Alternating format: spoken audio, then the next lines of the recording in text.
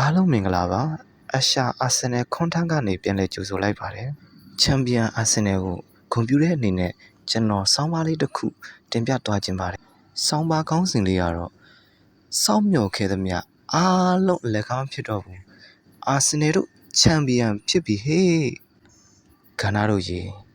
နောက်ဆုံးတော့လေဗျာကျွန်တော်တို့စောင့်မျှော်ခဲ့တဲ့အချိန်ကိုလည်းရောက်လာပြီ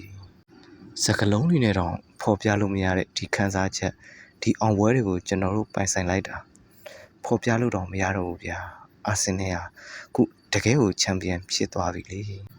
ရာသီတစ်လျှောက်လုံးနာကျင်မှုတွေဖိအားချားတွေကနေပြီးဘယ်တော့မှအရှုံးမပေးခဲ့တဲ့ကျွန်တော်တို့ရဲ့အသင်း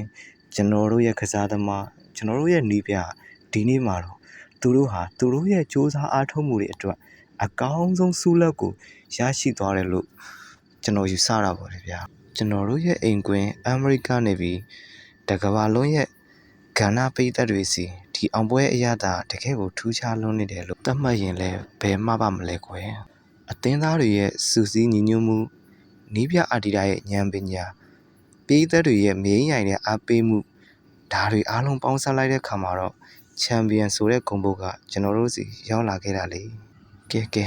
ဒီနေ့တော့ခုံယူကြရအောင်ခန္ဓာတို့ရေကျွန်တော်တို့ရဲ့အနာဂတ်တွေကဒီထက်ပိုပြီးတောက်ပအောင်မှာစောင့်မျှော်ရအောင်ပါပေါ့ဗျာ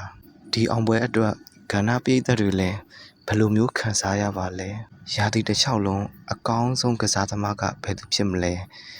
ကွန်မန့်မှာဝင်ရောက်ဖြည့်သွားကြလို့ရပါတယ်ခင်ဗျာအာဆင်နယ်နဲ့ပတ်သက်ပြီးအသစ်တွေကိုဖန်တီးသွားဖို့အတွက်ကျွန်တော်ရဲ့အရှာအာဆင်နယ် content လေးကိုလည်း like follow လုပ်ထားဖို့မမေ့ပါနဲ့ဦးနော်